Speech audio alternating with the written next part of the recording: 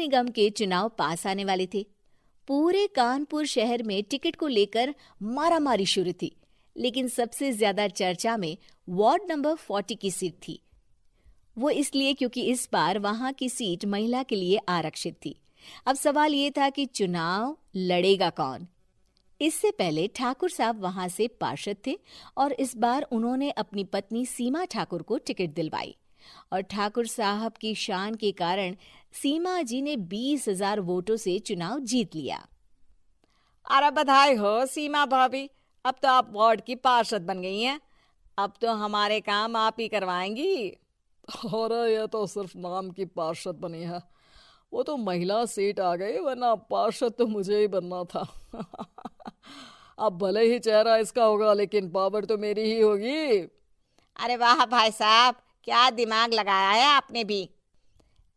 आइए आप लोग, खाना लगा दिया है सबके लिए।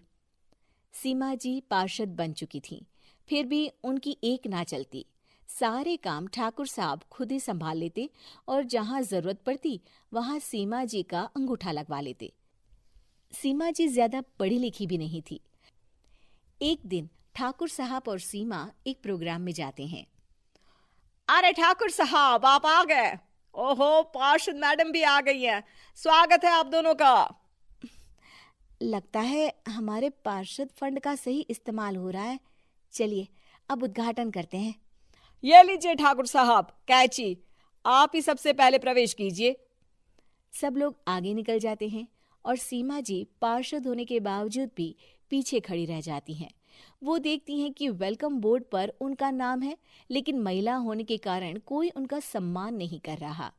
अगले दिन एक आदमी उनके घर आता है। अरे ठाकुर साहब नमस्कार। कल ना हम नोटिस किए कि हमारा घर तो अवैध है और नगर निगम वाले उसे तोड़ने आ रहे हैं। अरे कुछ कीजिए ना ठाकुर साहब।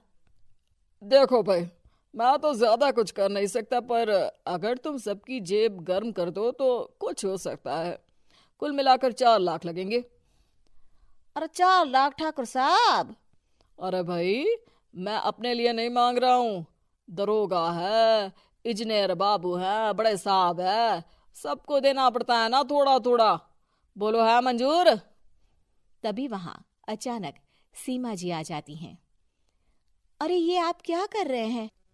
पहले इन्हीं लोगों से तो आपने वोट मांगे, अब इनसे ही पैसे ले रहे हो। अरे चुप रहो तुम।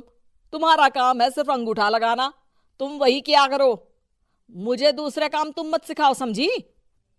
और तुम ना जाओ, अब पैसे लेकर आओ, वरना जेसीबी किसी भी वक्त आती होगी। सब कुछ ऐसे ही चलते रहता है।